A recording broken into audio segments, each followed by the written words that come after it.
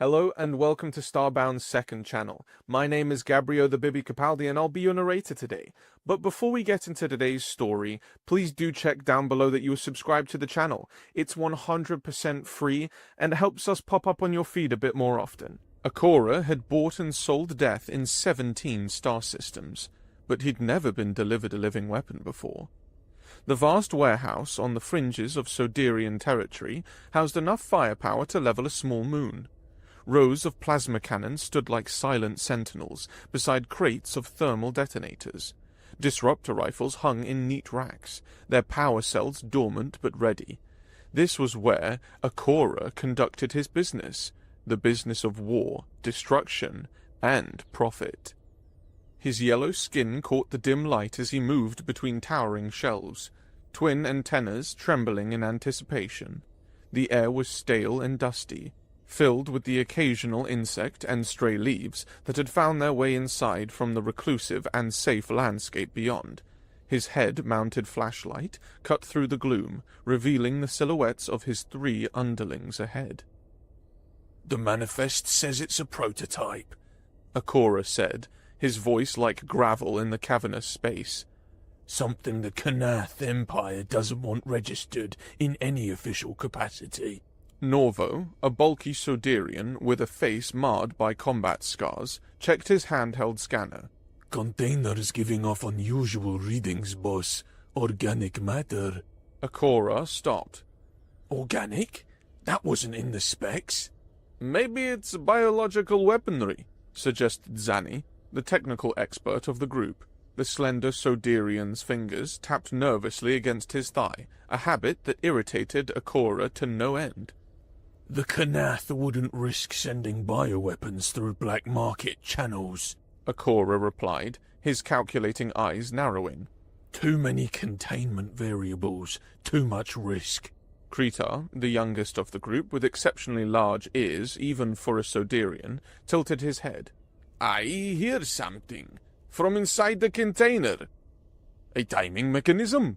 Zani asked, taking an instinctive step backwards. "No." Kretar's brow furrowed. "More like a heartbeat." Akora's hand moved to the disruptor pistol concealed beneath his utilitarian jacket. He'd built his reputation on reliability and ruthlessness in equal measure. Whatever this container held, it had already cost him a fortune. The payment to the Kanath intermediaries had been processed 3 cycles ago, an unusually large sum for what should have been a straightforward weapons prototype. "Open it," he ordered, keeping a safe distance. "Carefully." His underlings exchanged uneasy glances before approaching the sealed metal container. It was smaller than their usual shipments, roughly the size of a standard escape pod. No external markings indicated its contents or origin, exactly as expected for contraband of this caliber. The locking mechanism moved as Zani bypassed the security protocols, and, with a hiss of escaping pressure, the container's seal broke. Norvo and Kretar positioned themselves on either side, weapons ready, as the front panel slowly lowered to form a ramp.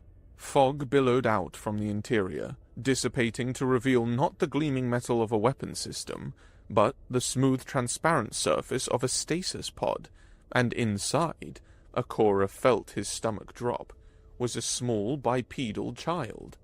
"What in the 7 hells is this?" Norvo growled, his grip tightening on his weapon. Akora moved forward, his antennas rigid. The child appeared to be sleeping, though silent movements beneath closed eyelids suggested otherwise. He, Akora corrected, mentally after a closer look, appeared to be a male. His fair skin and blonde hair marked him clearly as primarily human, though something about the slightly elongated ears behind the hair suggested something else. "Is this some kind of joke?" Zani's voice cracked. "We deal in weapons, not livestock." "Silence," Akora commanded, his mind racing through possibilities. A trap? A competitor's sabotage? A misdelivery? None seemed likely given the specialized channels they'd used, and the exorbitant payment already processed. As if responding to the voices, the child's eyes snapped open. startlingly blue with unusual golden flecks that seemed to glow in the dim light. For a moment, those eyes looked unfocused, then widened with sudden panic. The child's mouth opened in what should have been a scream, but no sound emerged from behind the stasis field. Deactivate the stasis, Akora ordered. Stepping back, whatever this was, he needed answers. Zanny hesitated, then tapped a sequence on the pod's control panel. The field dissipated with a soft whine, and the child's scream finally broke free, piercing and frightened. Kretar winced, his sensitive ears detecting nuances in the cry that the others missed. "He's terrified," he said unnecessarily. The child scrambled backward against the pod's interior, pressing himself as far away from the aliens as soon as possible. His eyes darted between them, wild with fear. Someone implement a universal translator, Akora ordered. Let's see if it can communicate. Norvo produced a small device and activated it, the standard protocol when dealing with unfamiliar species. The translator activated instantly, analyzing the child's vocal patterns to identify the language. "Where?" The child's words suddenly became intelligible, though his voice remained thin with fear. "Where am I? Who are you? What happened to the doctors?" Akora's antennae bent forward, showing his interest. Doctors? What doctors? "The ones in white. They said I was going somewhere safe." The child's gaze darted around the warehouse. "This isn't safe. This isn't right." Kretar approached slowly, holstering his weapon and retrieving a water container from his belt. "Here," he offered, extending it towards the child. "You must be thirsty after stasis." What happened next occurred too quickly for even Akora's experienced reflexes to track. The child's eyes flashed, literally flashed with golden light, and Kretar was suddenly thrown backward without any visible contact, slamming into a stack of crates with enough force to crack the outer casings. "Zanny!" Akora shouted, but the warning came too late. As Kretar crashed to the ground, his sleeves erupted in flames. The Sodarian rolled frantically, smothering the fire against the dusty floor as Norvo rushed to assist him. The child sat frozen, staring at his own hands in apparent horror. "I didn't mean to burn you," he began, but Akora had already made his decision. Quickly, he selected a sedation dart and fired it in one fluid motion. The projectile struck the child's arm, and within seconds, his eyes rolled back as he slumped unconscious in the pod. "What in the name of the void just happened?" Zanny breathed, helping Kretar to his feet. The younger Sodarian's sleeve was charred, but the damage to his skin appeared minimal. "Some kind of kinesis," Akora said quietly, approaching the unconscious child with newfound caution. "Controlled by emotion, it seems. Untrained." Norvo's eyes narrowed. "You think this child is the weapon?" "I think," Akora replied, studying the small figure with calculating eyes, "that we need to review the shipping manifests very carefully."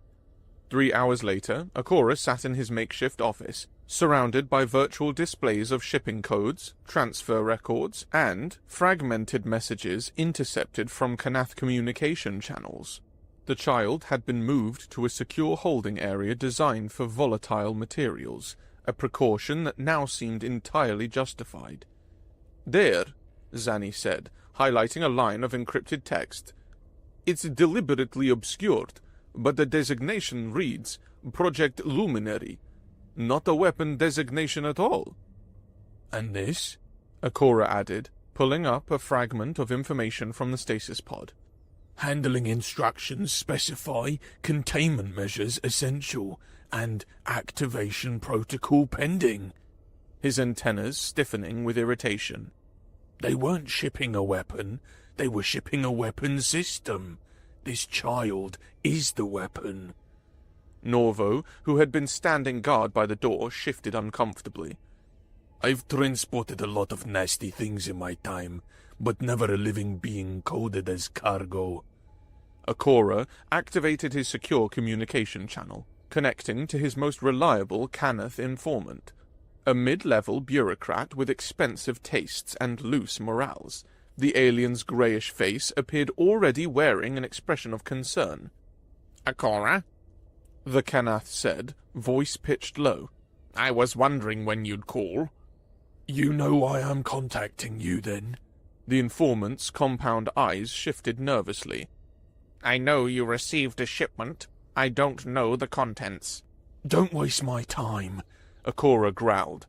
Project Luminary, what is it?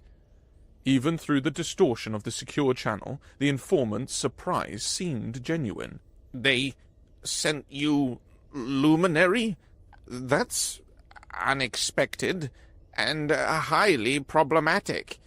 Explain. The informant leaned closer to the transmission unit. It's classified beyond my clearance level. All I know is that multiple factions are interested in this, asset, both inside and outside the Empire. You're telling me I've been dropped into the middle of a Kanath power struggle? I'm telling you to dispose of the asset immediately. The informant's voice had taken on an unusual urgency. Whatever you were paid, it's not enough for the trouble that's coming your way.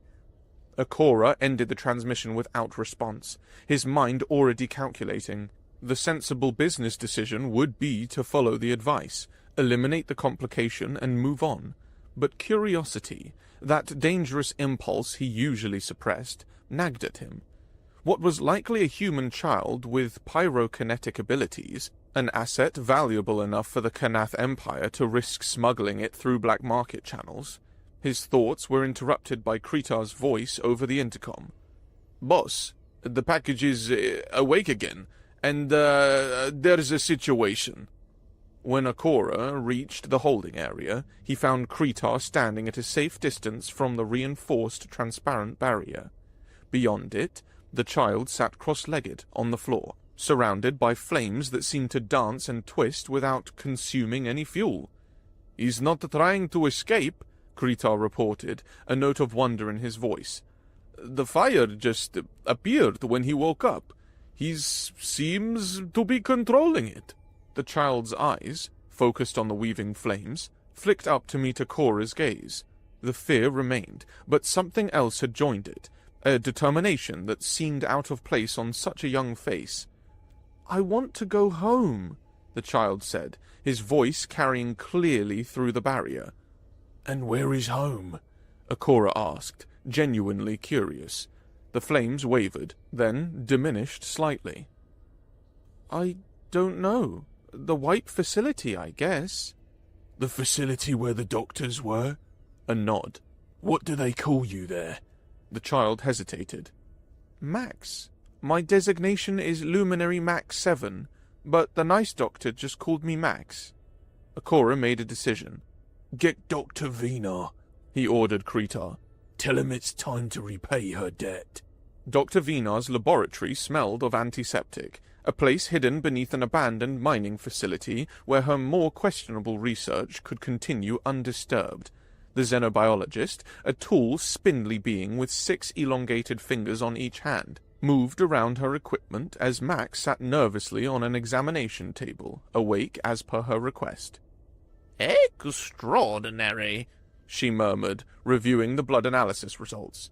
Simply extraordinary.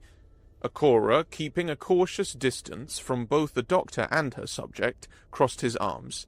Explain. Dr. Vinar's bulbous eyes blinked in sequence. This child's genetic structure is unlike anything I've ever encountered. It's a strange fusion of human and Lomerian DNA. Lomerian? Akora's antennae stiffened with surprise. That's impossible. Humans and Lomerians aren't genetically compatible. Naturally, no.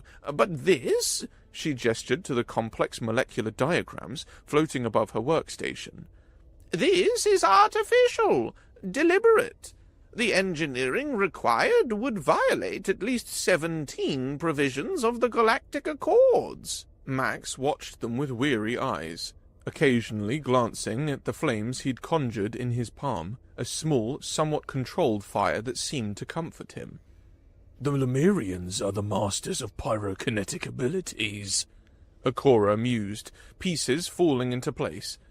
but they're physically and mentally fragile, not suited for battle. While humans, Dr. Vinar continued, possess remarkable endurance in both aspects, but no natural special abilities. Combine the two, And you create a weapon, Akora finished. a living weapon with Lemurian power and human durability. Max's small voice cut through their analysis. I'm not a weapon, he said, though the uncertainty in his tone suggested he'd heard this debate before. I'm just... me.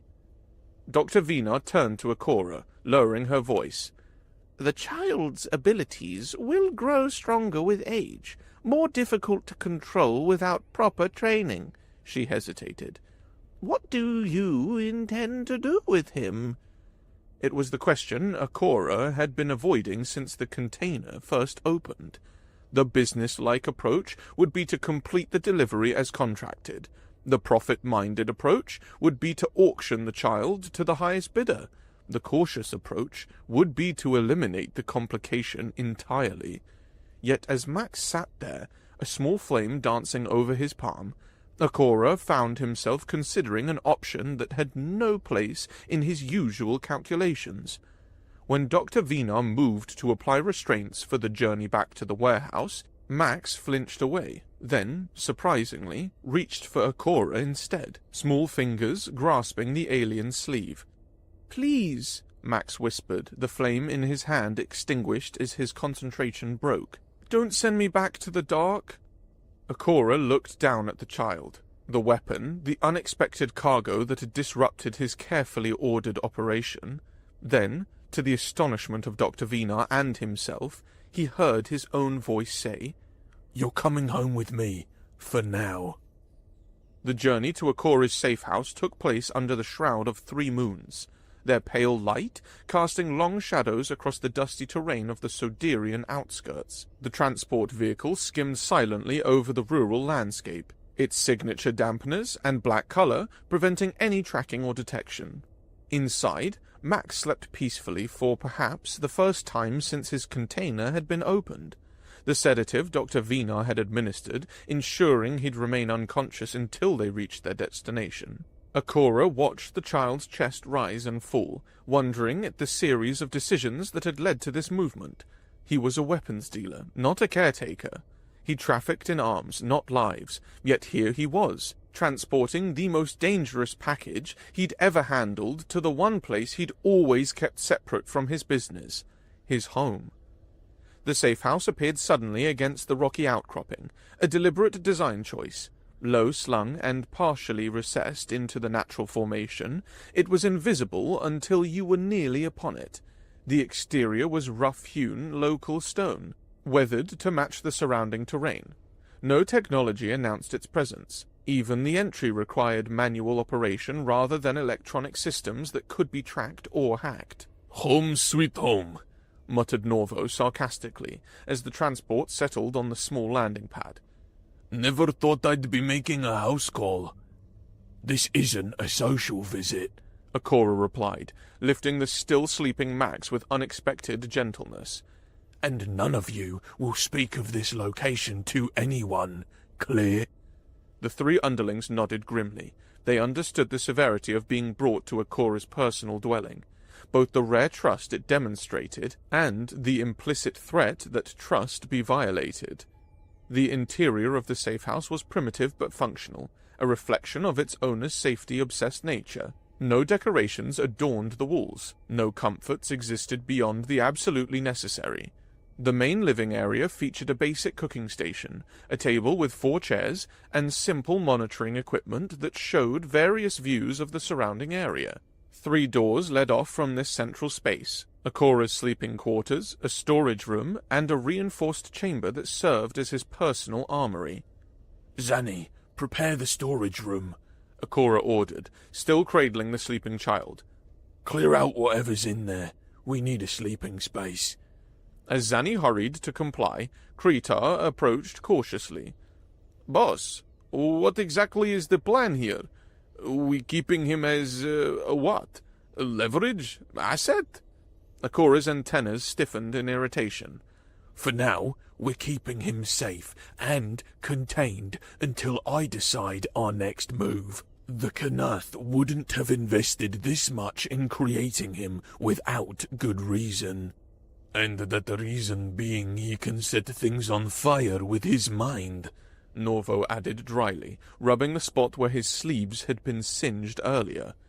Precisely why we need to understand what we're dealing with, Akora responded, moving toward the newly emptied storage room where Zanny had pushed the supplies against one wall to create a small open area.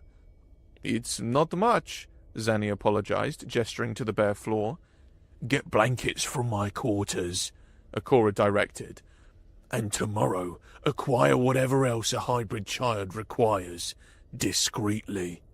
Max awoke to unfamiliar surroundings for the second time in as many days. The room was small and dim, illuminated only by a slim shaft of light from beneath the floor. His body felt heavy, his thoughts moving sluggishly through the lingering effects of sedation. Unlike the sterile containment area in the warehouse, this space smelled of dust and metal and something else, something organic he couldn't identify. Blankets had been arranged beneath him, forming a makeshift bed. The walls were lined with crates and containers, hastily pushed aside to accommodate his presence. When the door opened, Max instinctively raised his hands in defense, feeling the familiar warmth gathering in his fingertips. Save your energy, came Akora's gravelly voice as the alien ducked through the doorway. If I'd wanted to harm you, I'd have done it while you slept. The logic, however cold, was reassuring in its way. Max lowered his hands, though the warmth remained, ready to ignite at a moment's notice. "Where am I?" he asked, his voice small in the confined space. "Somewhere safe," Akora replied, setting down a container of what appeared to be food and water. "For now." Max eyed the offering suspiciously. "Why did you bring me here?" Akora's calculating eyes studied the child, his antennas moving in subtle patterns that betrayed his deliberation. "You're valuable," he said finally. "And complicated. I prefer to understand valuable, complicated things before making decisions about them." It wasn't the whole truth, but it wasn't a lie either. Max somehow could tell that, just like he could read the emotions of the doctors. "If I'm going to stay here," Max said with unexpected clarity for one so young, "there are things I need to know." The arms dealer's mouth twitched in what might have been amusement. "That's my line, child."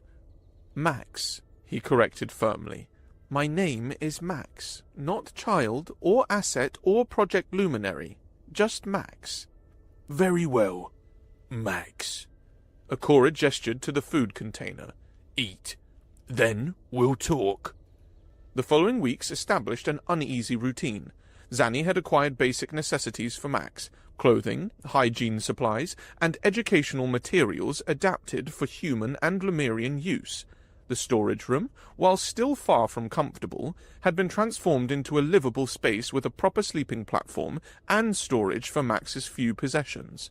More challenging was addressing Max's dietary needs, which differed significantly from Soderian physiology. After several unsuccessful attempts that left Max politely pushing food around his plate, Zanny programmed the synthesizer with human nutritional requirements. The results were bland but sustaining. Most pressing, however, was the matter of Max's abilities. The first incident occurred 3 days after their arrival, when a nightmare sent waves of panic through the sleeping child. Akora awoke to alarms blaring as the fire suppression system activated in Max's room. By the time he reached the door, the blankets were smoldering, and Max sat huddled in the corner, eyes wide with terror. "I'm sorry," he whispered. "I didn't mean to. It just happens sometimes." Akora, standing in the doorway with water dripping from the ceiling onto his shoulders, made a decision. "We start training tomorrow." The fireproof containment area was Akora's solution. A section of the exterior terrain cleared of all vegetation and surrounded by non-flammable materials. Here, under the watchful eyes of Akora and his crew, Max began to learn control. Again, Akora instructed, watching as Max concentrated on a small pile of kindling.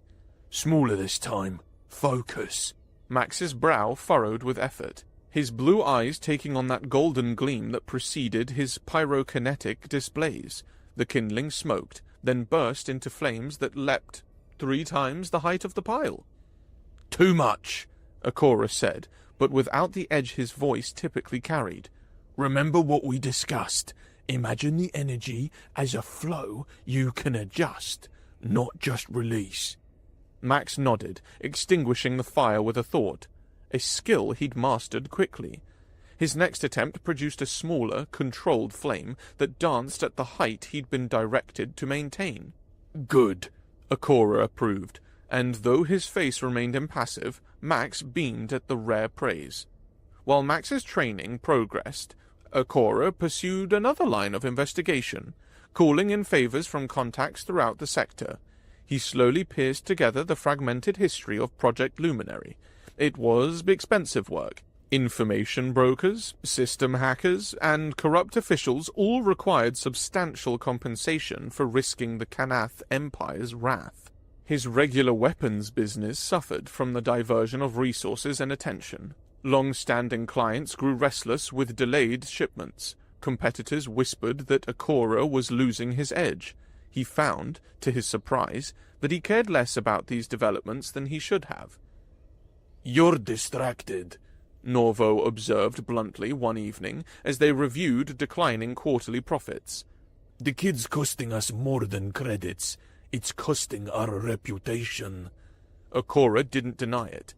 The information is worth the investment. Is it? Norvo challenged, a liberty few would dare take with the notorious arms dealer. Or are you getting attached to the merchandise? The question lingered unanswered. The breakthrough came 6 weeks after Max's arrival. A deeply encrypted data packet arrived from Akora's most expensive source, a former Kanath geneticist, now living under an assumed identity in the outer colonies. Project Luminary, Zani read aloud from the translated files, was initiated 11 standard years ago, following the acquisition of genetic material from 2 sources. Akora leaned forward, his antennas rigid with attention. The donors?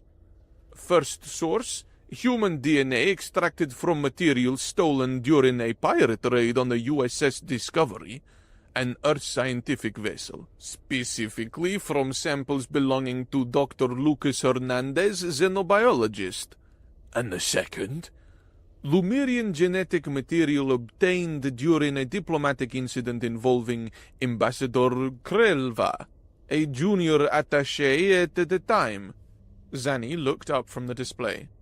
Both theft incidents occurred within months of each other, approximately 11 years ago.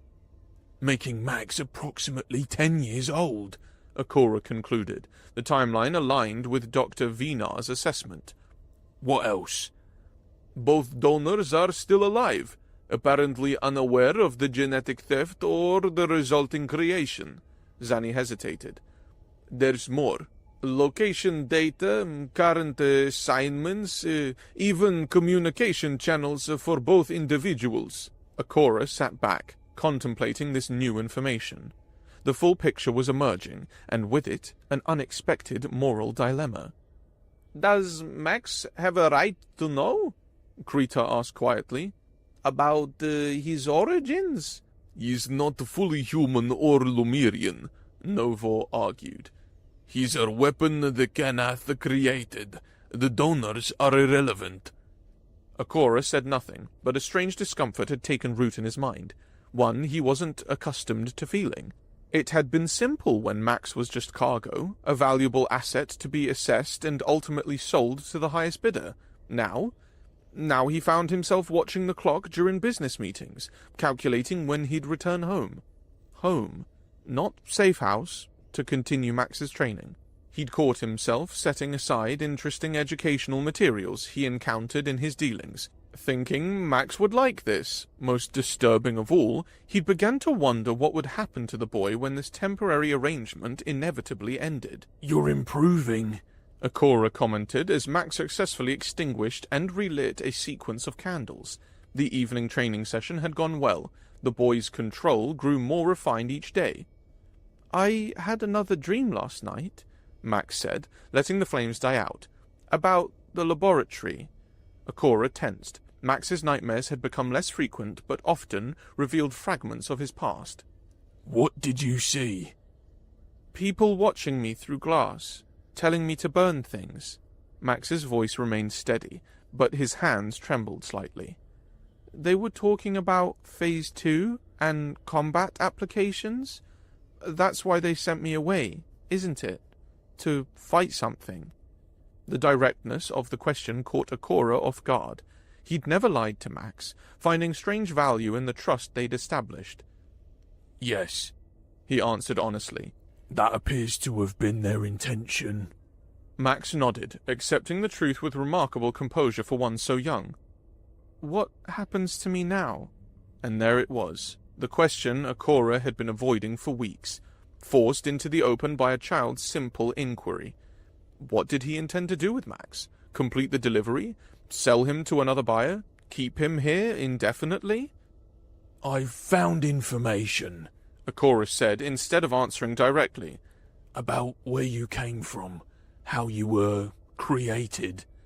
Max's eyes widened. The golden flecks seemed to brighten. Created?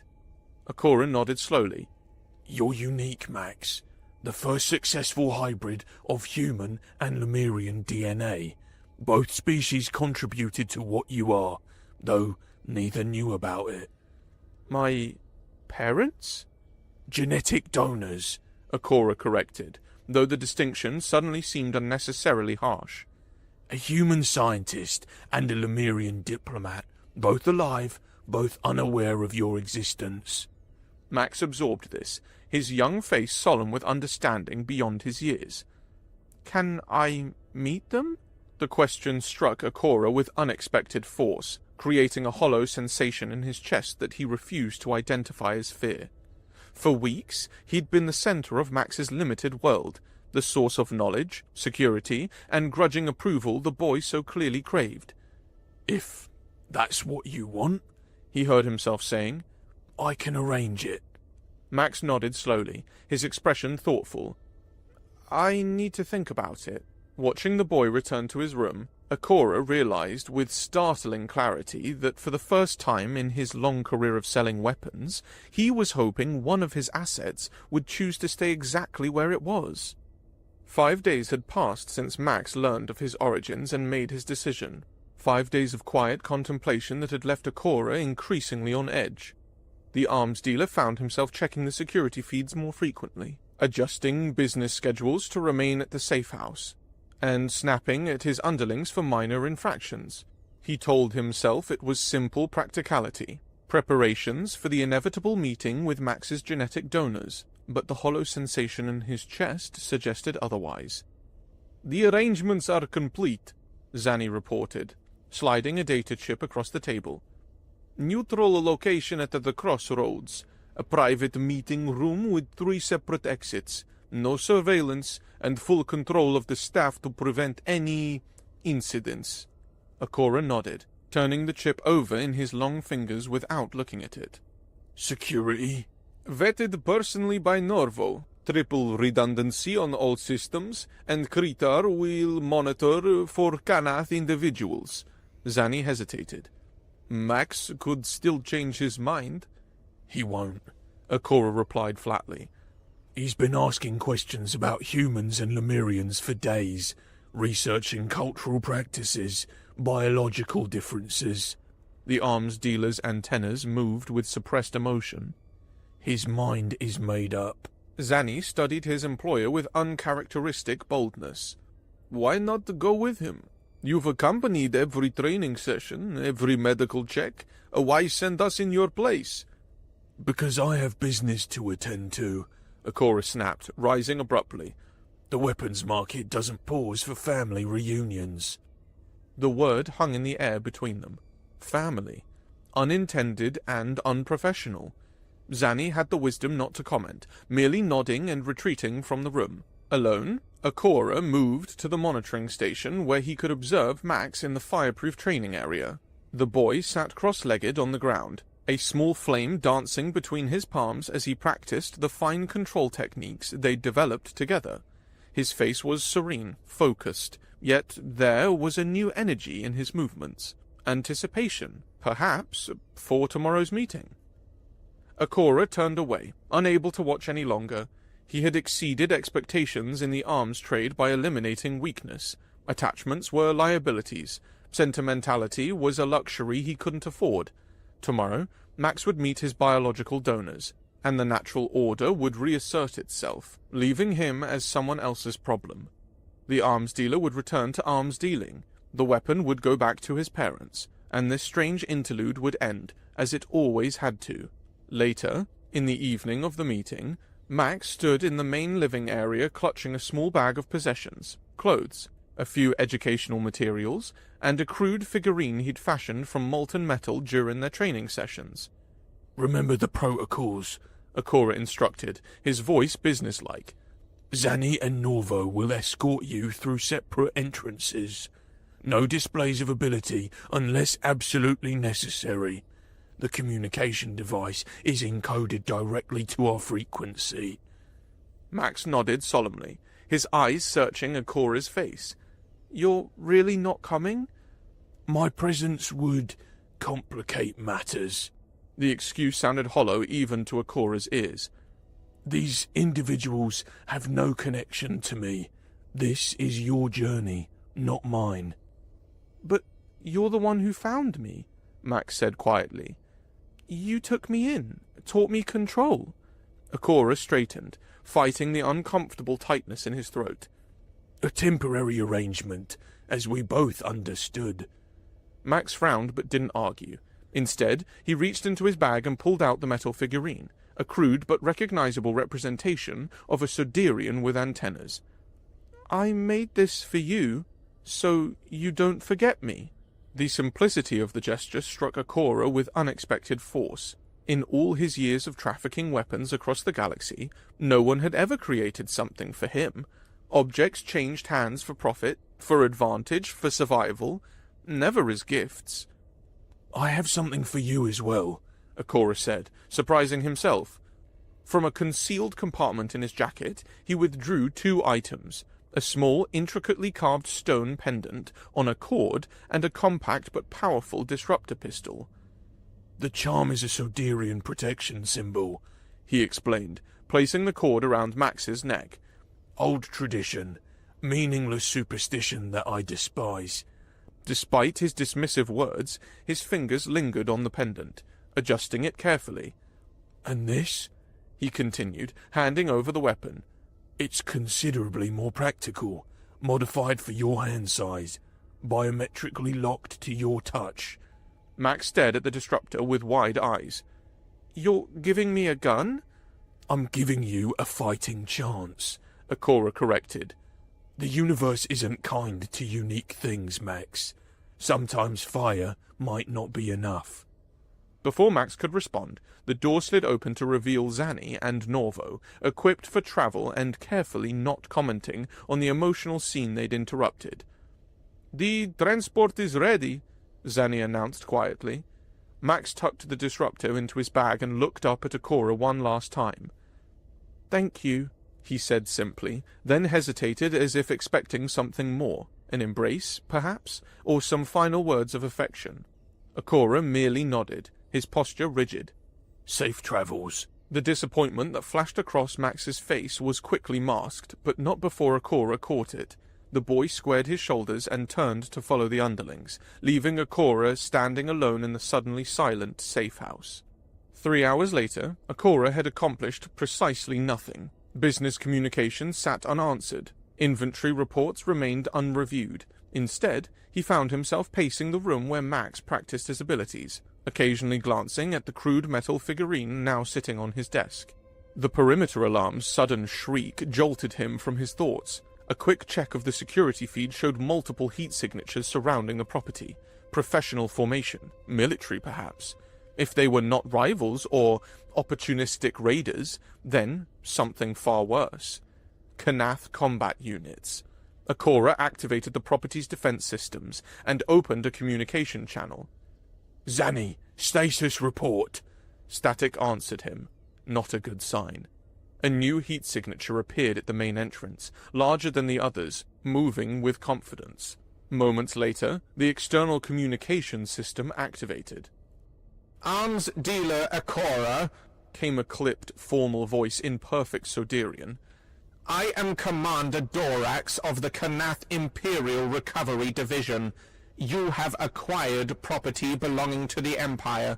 Surrender it immediately, and your sentence will be reduced to standard imprisonment rather than execution. Akora's laugh held no humor as he armed himself. Your property isn't here, Commander. You've wasted a trip. Our intelligence suggests otherwise. Your intelligence is outdated, Akora replied, securing additional weapons to his person. Besides, I'm merely a businessman. If someone misplaced their package, that's hardly my concern. The communication cut off abruptly, and the perimeter defenses began to register impacts. They were coming in hard and fast, a mixture of organic soldiers and combat droids with specialized equipment designed to breach secure locations. Akora sent one final encrypted message to his network before taking position at a defensive point within the main living area. This wasn't his first fight. Whatever happened, he would not make this easy for them. The first wave breached the outer defenses within minutes, as expected from their specialized equipment. Akora's automated systems took down 3 before they changed their strategy. Then, it was down to his own marksmanship. 2 more fell to precisely placed shots before the rest retreated to regroup. The second wave came from multiple entry points simultaneously. Akora switched positions, using his knowledge of the layout to maximum advantage. But they were pushing him backward towards his own sleeping quarters, cutting off his escape routes. A disruptor blast caught him in the shoulder, spinning him against the wall with stunning force. He changed guns and returned fire, dropping his attacker. But the injury slowed his movements. Blood seeped between his fingers as he pressed them against the wound, calculating his dwindling options. By the third wave, Akora had retreated to the main living area, surrounded by the bodies of Kanath soldiers and the smoking remains of combat droids. His left arm hung useless at his side, and his breathing came in short, painful gasps. The weapons cache in his quarters was now out of reach. His remaining disruptor had perhaps 3 charges left. Commander Dorax himself led the final breach, tall and imposing in specialized armor that gleamed dully in the emergency lighting. His face, typical of the Kanath, was angular and grey, with eyes adapted for low-light conditions. Impressive resistance, Dorax noted, surveying the destruction around them. For a mere businessman. I can use what I sell, Akora replied, disruptor aimed steadily despite his injury. I protect my investments. Dorax's thin lips twisted into something approximating a smile. Where is the weapon? Arms dealer? Where is Luminary? Gone, Akora answered truthfully. Beyond your reach. Nothing is beyond the Empire's reach. Dorax stepped closer, seemingly unconcerned by the weapon trained on him. You have 2 options. Tell me where you've sent the weapon, and I grant you a merciful death. Refuse, and we extract the information by less pleasant methods. Akora's fingers tightened on the trigger, calculating whether killing the commander would be worth the swift retaliation that would follow. Before he could decide, the main door burst open with catastrophic force, metal panels flying inward as if struck by a battering ram. In the doorway stood Max, eyes blazing with golden fire. Behind him, Zanny and Norvo took defensive positions, weapons ready. The room fell into absolute stillness as everyone recognized the danger that had just entered.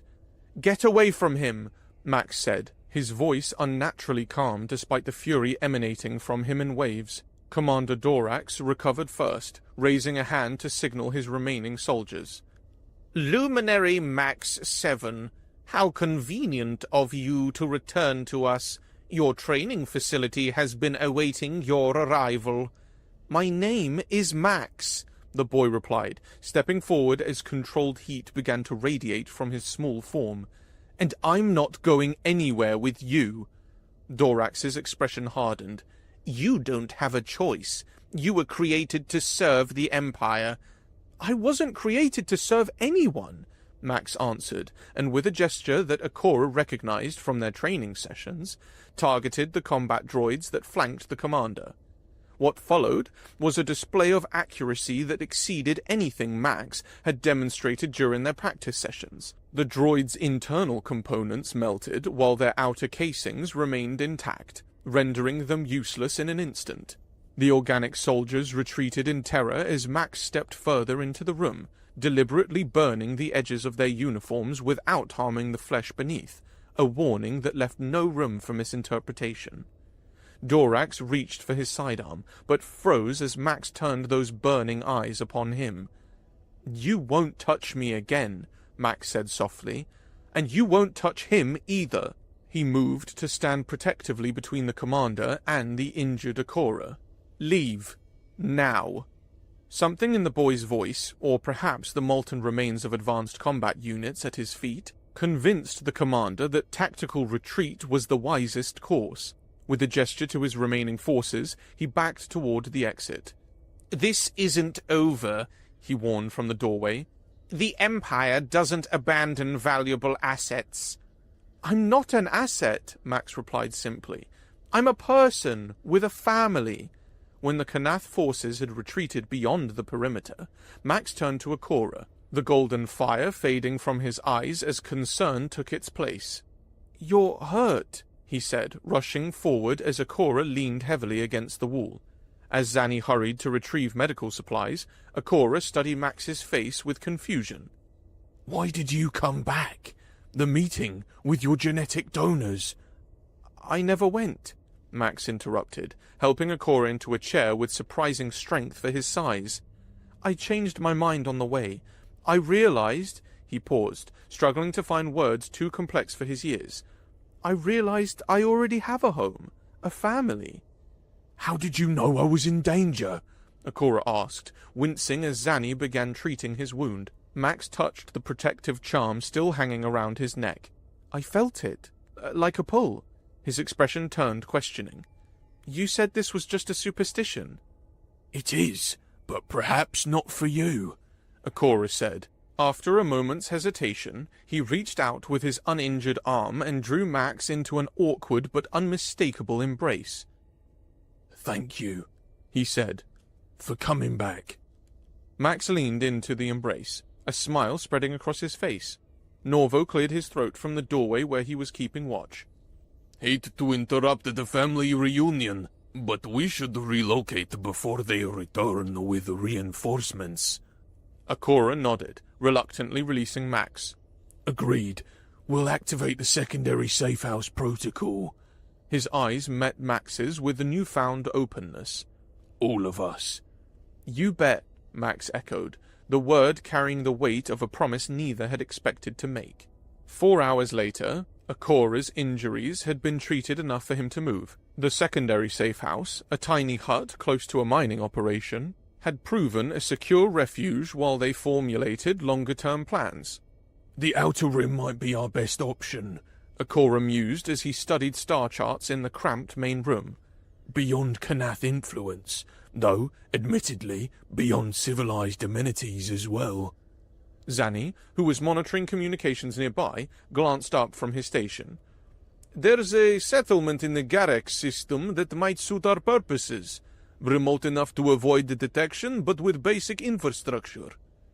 Make the arrangements, Ikora instructed, wincing slightly as he shifted position. The bandages covering his shoulder wound were fresh, but the pain remained a constant reminder of how close they'd come to disaster. Krita entered the room, carefully closing the door behind him to avoid disturbing Max, who had finally fallen asleep in the adjoining chamber after the exhaustion of the day's events. From our surveillance at the crossroads, Krita explained, sliding an encrypted data package across to Ikora. thought you might want to see this. Akora activated the file, and virtual images sprang to life above the table. Surveillance footage from the meeting room where Max was supposed to have met his genetic donors, Dr. Lucas Hernandez, a dark-haired human with intelligent eyes, sat awkwardly across from Ambassador Krelver, a slender Lemurian with the characteristic golden skin of their species. The footage showed them waiting, occasionally attempted stilted conversation that gradually became more animated as hours passed. Their initial awkwardness gave way to what appeared to be genuine connection, professional interest evolving some sort of friendship. The final images captured them leaving together, walking unusually close, the Lemurian's elegant hand occasionally brushing against the human's arm. Can you believe this? Norvo commented from where he stood guard by the entrance. The weapon's biological donors are a bit too close. Akora shut down the display, a strange expression crossing his typically impassive features. Irony, he said after a moment. The child's creation led to his biological parents meeting. I can say I've seen everything now. Should they be informed? Zanny asked, his technical mind always seeking the most logical solution. About the boy's existence? Akora glanced at the now dark projector, then toward the closed door behind which Max slept peacefully. Perhaps. Someday. He reached over and powered down the computer completely. But some revelations can wait until after we've ensured his safety. Norvo's typically stern expression softened slightly. He saved your life today. I've never seen such control of pyrokinetic ability, not even among full-blooded Lemurians. He's something new, Akora acknowledged. Something neither the Kanath nor anyone else fully understood when they created him. As his underlings returned to their duties, Akora quietly made his way to Max's room, easing the door open just enough to check on him. The boy lay curled beneath a thermal blanket, his breathing deep and even. No nightmares, no accidental fires, just peaceful rest.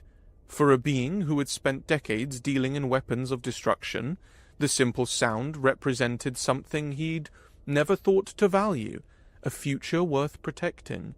He returned to the main console and made one final entry in his personal log. Project Lumahiri, asset recovered and secured.